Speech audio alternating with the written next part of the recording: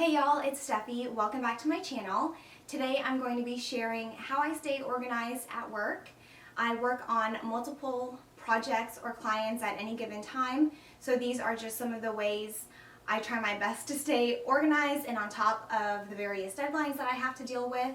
I'm going to be using client and project interchangeably. I'm a CPA. I work on multiple companies or clients at a certain time. As you'll see with many of my tips, it's really trying to just segregate each individual project and not try to jumble them all together. That gets very confusing and very disorganized quickly. First of all, I keep a notepad for every single client. Early on in my career, I used to just keep one notepad and I'd use it for every client. All the things I'd write down would become jumbled into one notepad and it got confusing super fast. So I just have learned to keep them separate. If you have seen my other career type of videos, I say this a lot. Take notes at meetings, during discussions. Unless you have like an eidetic memory, then you're not going to remember the stuff that you talk about with your client, with your team. So by having a separate notepad, obviously it keeps things very clean, very organized, and that way I can always refer back to the notepads later on if I'm wondering about something in specific. If I'm going to a certain meeting or a certain discussion, I will typically write down like the date and then start taking notes so that I can remember what's resolved and all the other stuff during a discussion. If there are action items coming out of the meetings, I like to write a checkbox next to them so that it reminds me that I need to go and get something done. So either I need to send an email, I need to research something, so that way I can check it off once I'm done with that and it doesn't get lost in translation with all of the different notes that I'm taking. Because I like things to look a little cute and girly, I like to put a piece of washi tape on the front of my notepad and I'll write the client or the project on there. That way I'm not having to flip through each and every notepad when I'm trying to find a specific client. My second tip is to really maximize your work calendar. I kind of throw everything on my calendar. I like to put things on there just so that I can have reminders pop up on my work laptop. I categorize my clients with a certain color. If I just glance at my Outlook calendar on a certain day, I can kind of see which clients I'm working on, and it just makes it easier for me to remember things. I like to put reminders on my calendar for specific deadlines. So whether it's I need to send a certain letter to my client on a specific day, or a deadline for billing my client, deadline for their filing dates, or certain deliverables that I need to provide them. I like to put those reminders on my calendar, and I also like it to give me a little pop-up reminder. Depending on what it is, I'll either set it for like a week in advance. Things that I know I won't forget, like the filing deadlines, obviously I will not forget. I don't have that pop up like every single week, but things like billing, I like to have a reminder for that like at least a week in advance so that it's on my radar and I'll remember it. Also, when I put reminders on my calendar, it helps me later on in the week whenever I do my weekly to-do list. It helps me prioritize, and I'll talk more about that in a few minutes. If you are a supervisor or a manager and you have to review other people's work, I like to block time off on my calendar to do this. Otherwise, if it's just completely open and free, you know, people can just kind of grab me at all times and it's hard to sit down and have like really focused review time. So I'll usually block off either an hour or a couple hours depending on how much work I need to review on my calendar so that I can really have good focused time on there. Tip number 3, I do a weekly to-do list. Now, it's not completely comprehensive, but it helps me prioritize what I need to get done the following week. I usually like to do this either on Friday afternoons during busy season. If I run out of time on Fridays, then I will typically do it on the weekend at some point in time.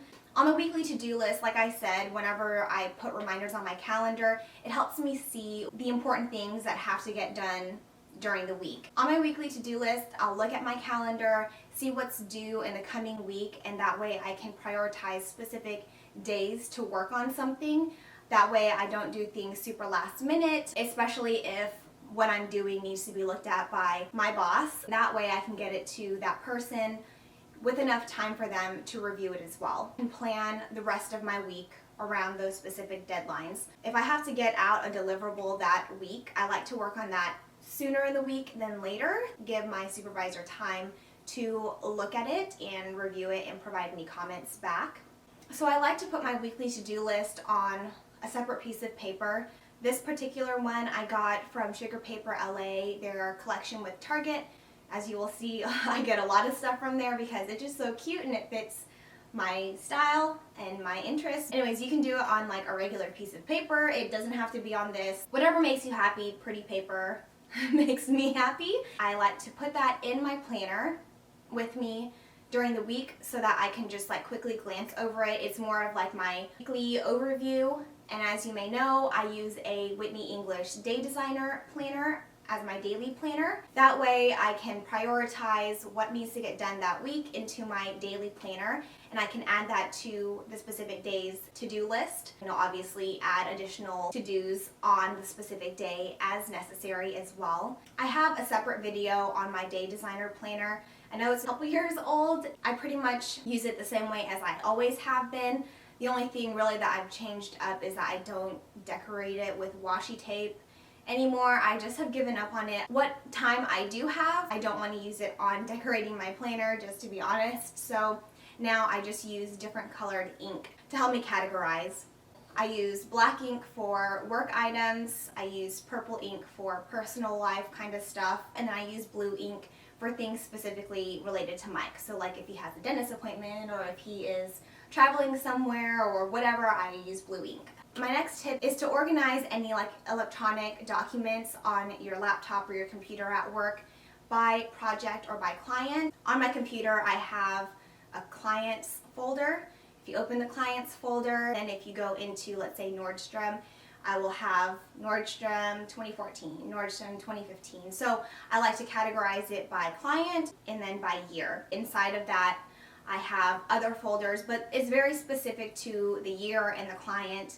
I also do the same thing in my emails. As the project is ongoing, I'll have it in a certain folder. So I'll have like, Nordstrom 2015 audit and put emails in there so I don't lose them while I'm doing my project. The next couple of tips, I just thought I would just throw them in here because it's what helps me out in my specific profession. So as an external auditor, I don't have my own office or really my own cube.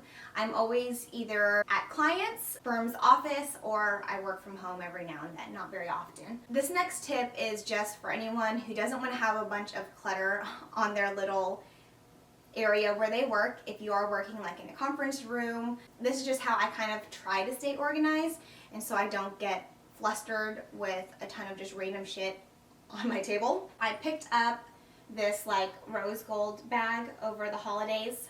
I keep more of my like knick-knacky essentials in here, stuff that can clutter up my table really quick and piss me off. And so I put everything in here.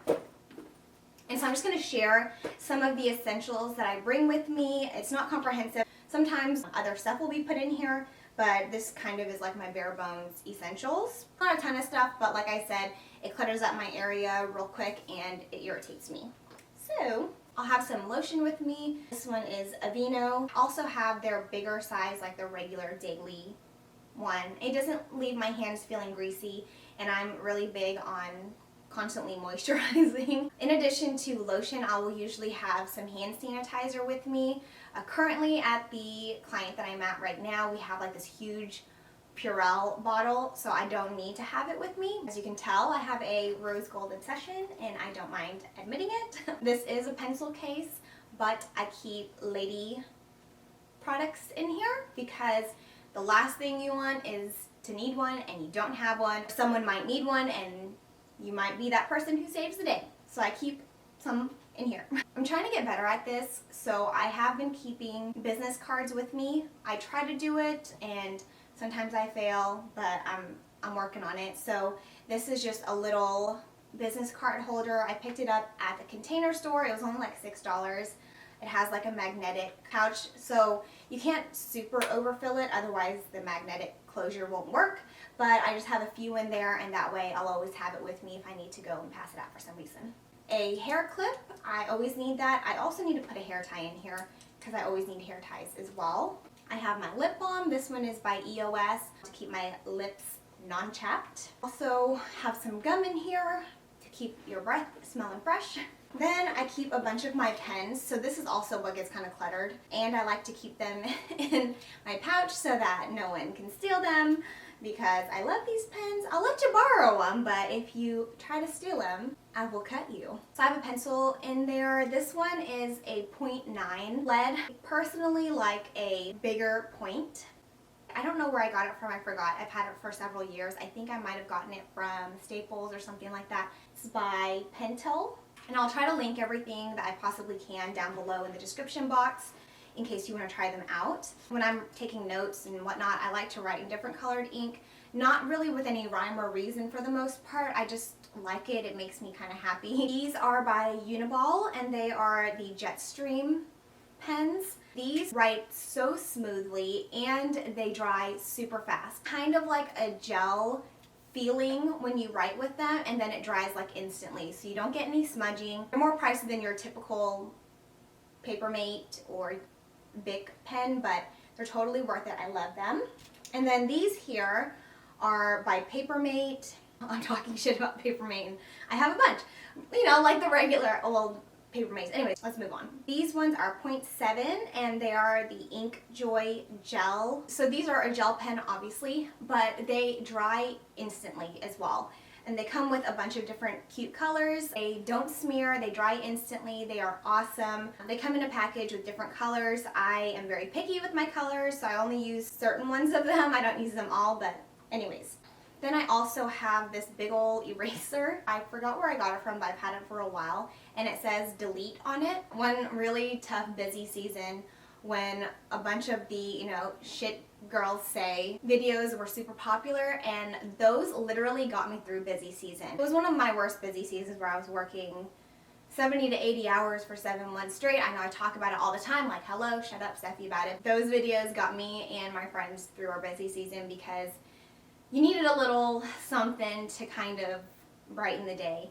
And there was one video that I still watch over and over again. It just makes me laugh so much. And she would just go, delete, delete, delete. And it was just so funny. So anyways, that's why I got this eraser that said delete, because it reminds me of that. And I think about it, it makes me laugh. This pouch I got from HRH Collection when I bought one of the necklaces. In here, I like to keep my page flags, my little sticky notes, because if I keep them out here without being in its own little pouch, they can either get written on or the pages get all messed up, folded, and that irritates me. From Sugar Paper LA, their Target collection, I bought like 3 different sets because I love them. But anyways, their little post-it says, take note in blush, white, and like either black or a dark gray. I mean, if y'all know me, that's like the most perfect color combo, so of course I had to have a bunch of them. I also have the page flags, so for me when I'm going and like, you know, reviewing a financial statement, anything that I'm keeping little notes on that's on a hard copy, I like to put them on little page flags. My firms would always have, you know, those regular page flags, like the yellow ones or the clear ones, and those ones are fine too. Like, I don't have anything against them, but these are just cuter, so that's what I like to use. A few more like office supplies that I really like. No surprise, Sugar Paper LA for Target. I don't know if these colors are available anymore, so I'm sorry, but keep an eye out. They do have right now, I think they have some black ones. I use them to put documents in from one client to the office or whatever, instead of just sticking a bunch of papers in my bag and them getting folded and pissing me off and whatnot. I like to keep them in here. I'll just like stick them in here. You can also put them in a file folder, but these are cute. I have it in both the gray and the blush, and they're super cute. From the same collection, I got a small and a large padfolio. For most meetings, I just go in with the notepads I talked to y'all about earlier, but if I'm going to like a board of director meeting or like an audit committee meeting, somewhere where you need to look a little bit more professional than just a notepad, a spiral notepad, I like to take those with me. It just looks a little bit more clean and a little bit more professional. My very last tip is kind of to help you out in the morning when you're getting ready. I either will do this the night before or the weekend before. I will pull a few outfits for work. It doesn't necessarily have to be for all 5 days, but I like to have certain outfits ready to go so that during the week, if I'm working super late and the last thing I want to do is iron something, it's already ready for me. Or if I'm waking up after a late night and I'm like half asleep still, I don't have to use any extra brain power to put an outfit together. I can just grab one of my pre-put together outfits and get the day started. Anyways, those are all of my tips on how I stay organized for work. I hope that even one of them will be useful for y'all. It's easier to plan and organize on the front end. It's a lot harder to catch back up once you're already in a cluster. So the best way is just to start off, it's a new year, start the year off on a good foot. Obviously it's easier said than done. I'm definitely not perfect at this. This is my ideal best practices. I hope y'all enjoyed this video. If you did, please give it a like and don't forget to subscribe below. I'm going to put a button right here. I hope y'all enjoyed this video and we will see y'all in our next one. Bye! Okay. Sweating hardcore. And not a pad folio. Is it a pad folio? Down below that red button, you want to press it. Go on and do it. What is that in your mouth, girl? That's that juices.